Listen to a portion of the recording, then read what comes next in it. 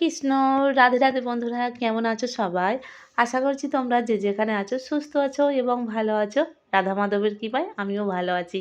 তো ভিডিওটা এখন থেকে শুরু করছি। এই যে আমি রান্না বসাচ্ছি ঘুঁটের জালে, আর এটা আমাদের ছাদের ওপরে।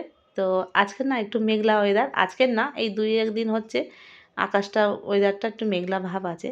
তো ছাদের রোদ্দুরটা কম আসে, তবে একদম সকালবেলা রোদ্দুরটা খুব টানা আসে। তো যেহেতু এখন 10টা মতন বাজে, তো এখন একটু রোদ্দুরটা কম আসছে। আর এই সময় আর মেঘলা মতন করেছে বলে ভাবলাম যে একটু ছাদেই রান্না করি। আর কাঠের জালে রান্না করতে কিন্তু ভালো লাগে। তো তাড়াতাড়ি হয়ে যায়। তো যাই হোক, আর ছাদের মধ্যে তো আমার গোপু সোনা আছে জানো। তো এদিকে কিন্তু গোপু সোনাকে আরও অন্যান্য কাজ করব, তো সেগুলো তোমাদেরকে দেখাবো, শেয়ার করব। আর এই দেখো আমাদের এই যে গাঁদা গাছটা কিন্তু খুব সুন্দর হয়েছিল, বলেছিলাম না চুটকি মতন ফুল হয়েছে, কিন্তু ফুল কিন্তু প্রচুর হারে হয়েছে। এখনও গাছটা শুকনো হয়ে যাচ্ছে, তবুও কিন্তু ফুল হয়ে যাচ্ছে। তো যাই হোক, ফুটছে এখন যে কটা। তো এখন তুলি, এই সময় গোপু সোনাকে অর্চন ছাড়বো, মানে স্নান করাবো। তো দেখো, আর এই যে টগর ফুল গাছ কটা। তো সকালবেলা কিন্তু গোপু সোনার বাবা ফুল তুলেছে, ফুল তুলে গোপু সোনাদের সমস্ত কিছু সেবা টেবা দেওয়া হয়েছে। আর আমি এখন বেলাতে গোপু সোনাদেরকে স্নান করাবো। তো এই যে টগর গাছ থেকে ফুল নিচ্ছি, 2 রকম ফুল। ফুলগুলো কিন্তু খুব পাতলা মতন, মানে একদম হালকা পাপড়িগুলো, কিন্তু দেখতে বেশ ভীষণ ভালো। তো দেখো আমি উনানে কিন্তু ভাতটা বসিয়েছি, আর এই দিকে বাদ বাকি আমি যাবতীয় কাজগুলো করতে হবে। একা হাতে সব কিছু করতে গেলে কিন্তু আমাকে সব দিকে সামলে করতে হয়। মানে একটা একটা কাজে পড়ে থাকলে হবে না, মানে সব রকমভাবে একসঙ্গে মিলিয়ে করতে হবে। মিলেমিশে না করলে কিন্তু কাজটা পড়ে থাকবে, যে মনে হবে যে হ্যাঁ এক একটা করে সারবো, তাতে কিন্তু দেরি হবে। আর এমনিতেও আমাকে এগুলো করতে করতে কিন্তু দেরিই হয়ে যায়। তো যাই হোক, মেয়েটা আজকের বাড়িতে আছে বলে একটু ফোনটা ধরে দিল বলে সুবিধা হলো, না হলে কিন্তু নিজে নিজে ফোন ধরে তোমাদেরকে ভিডিও করে দেখাতে গেলে অনেকটা সময় লাগে। তো যাই হোক, আজকের কিন্তু ঠান্ডা ওয়েদার আছে। সকালবেলা তো আমরা মানে আগের দিনে তো ভালো লেপ মুড়িয়ে দিয়ে মানে থাকতে হচ্ছে, কারণ এতটা ঠান্ডা মনে হচ্ছে না পৌষ মাসের ঠান্ডা। সকালে এতই শীত করছিল। তো যার জন্যে কিন্তু গোপু সোনার জন্য একটু উষ্ণ উষ্ণ গরম জল করে নিয়ে এসেছি। আর না করলে কিন্তু ঠান্ডা মতন জল, বেশ ভালো ঠান্ডা আছে। আর এই যে ফুলগুলো দিয়ে কিন্তু আজকে গোপু সোনাকে স্নান করাবো। তো দেখো, তোমরা কিন্তু অনেক দিন পরে আমার গোপাল সোনার স্নান করানোরা দেখছো। তো আমিও সত্যি আজকের এই প্রথম, মানে প্রথম না, মানে এই প্রায় 1 মাস পরে আমি নিজে হাতে আমার গোপাল সোনাদেরকে স্নান করাচ্ছি। তো এই কদিন ছিল আমার আমার আমি মানে সেরকম একটা সেবাটা দিতে পারিনি। ও দিদিভাই দিয়েছে, গোপু সোনার বাবা দিয়েছে। আমার অসুবিধার কারণে আমার গোপাল সোনাদের কাছে আমি আসতেই পারিনি। তো সকালবেলা যেসব ফুল টুলগুলো দিয়েছিল চরণে, তো সেইগুলো আবার তুলে নিলাম, যেহেতু এখন অর্চন করা হবে। তো 3জনকে আজকের একসঙ্গেই স্নান করাবো ভেবেছিলাম। একটু যেহেতু অনেক দিন হয়ে গেছে গাটাগুলো ভালো করে পরিষ্কার করানো হয়নি, একটু মুলতানি মাটি দিয়ে স্নানটা করাবো, কিন্তু না, ওই যে সময় হয়ে উঠলো না, ওগুলো করা থেকে দেরি হয়ে যাবে। রান্নাটা ওইদিকে উনানে বসেছি যেহেতু, তো সেই জন্যে মনটা আবার ওইদিকেও একটা মতন হয়ে আছে। তো যাই হোক, আজকের এমনি নর্মাল জলে আমি স্নান করাই। আগের দিনে ভালো করে একটু সুন্দর করে গাটাগুলো পরিষ্কার করে দেবো। এমনিতে কিন্তু আমার নয়ন সোনা আর মোহন সোনা কিন্তু খুবই চকচকে রয়েছে, তোমরা দেখতেই তো মানে দেখেই বুঝতে পারছো।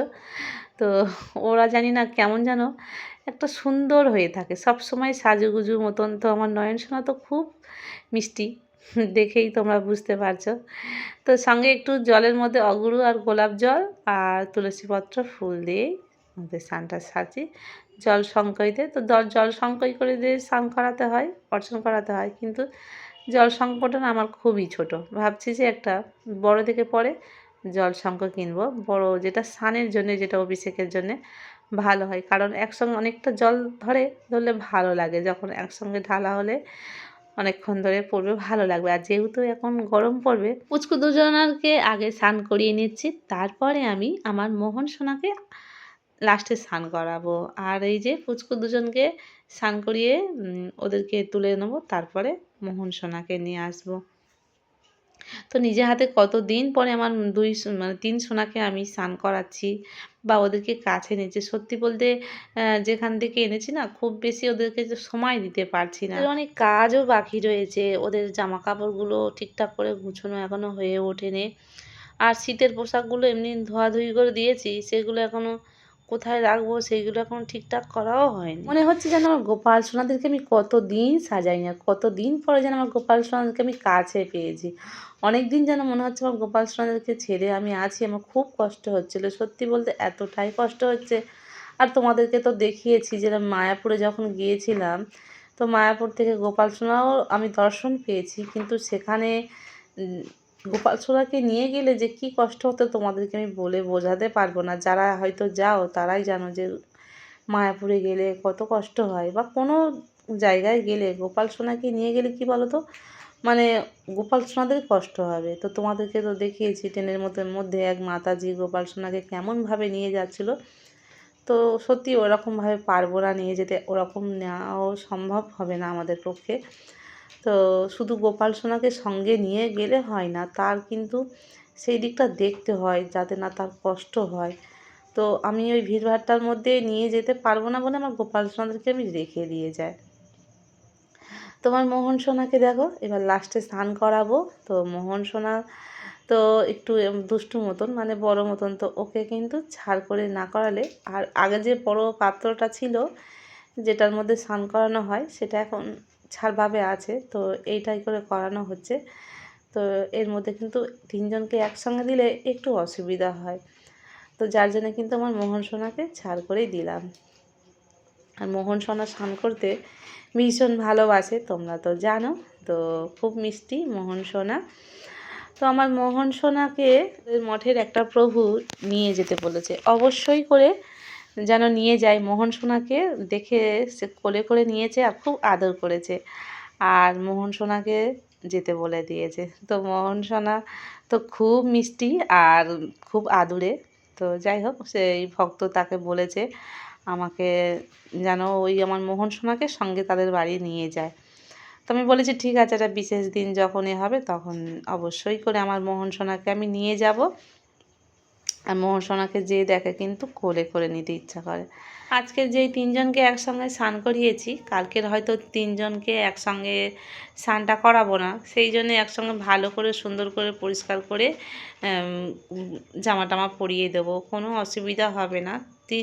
৩ জনকে প্রত্যেক দিন সত্যি বলতে স্নান করিয়ে ড্রেস বদলানোতে গেলে না গো, প্রায় ১ ঘন্টার ওপরে সময় নেয়। ভালো করে যদি তোমাদের তাড়াহুড়ো না করে, তো সত্যিই হয়তো কখনো কখনো কোথাও যেতে হয়। আমি আগে একসঙ্গে ৩ জনকে করাতাম, কিন্তু এখন দেখছি যে মাঝে মধ্যে করে এক একজনের করে করাবো, তাতে গোপাল সোনারাও কিন্তু পরিষ্কার ও চকচকে হয়ে থাকবে।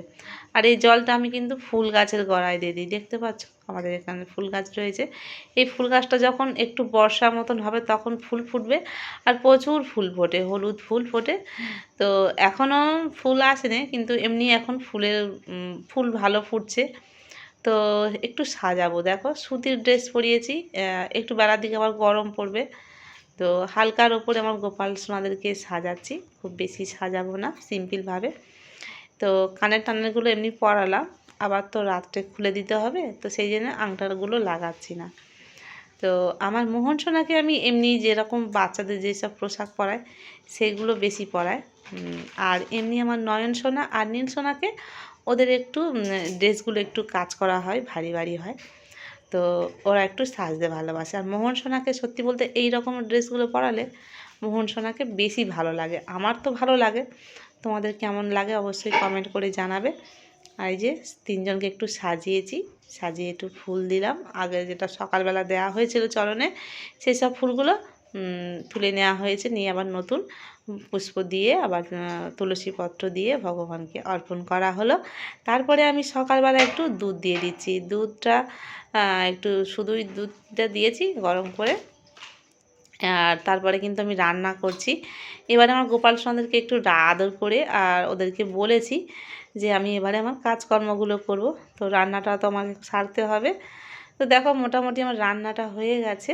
তো আজকে উনানের অন্নটা করেছি, আর এদিকে গ্যাসেতে আমি এসে তরকারিগুলো করে নিয়েছি, বরবটি ভেজেছি আর একটু কলা ভেজেছি, আর আছে কচু আলুর মুখি দিয়ে মানে কচু দিয়ে আলু দিয়ে একটা রসা মতন করেছি। তারপরে কিন্তু আমি এখানে আমার গোপু সোনার জন্যে দুপুরের ভোগটা সাজিয়ে নিচ্ছি।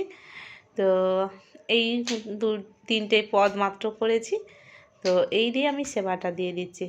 তো তোমাদের কেমন লাগলো ভিডিওটা তোমরা কিন্তু অবশ্যই কমেন্ট করে জানাবে।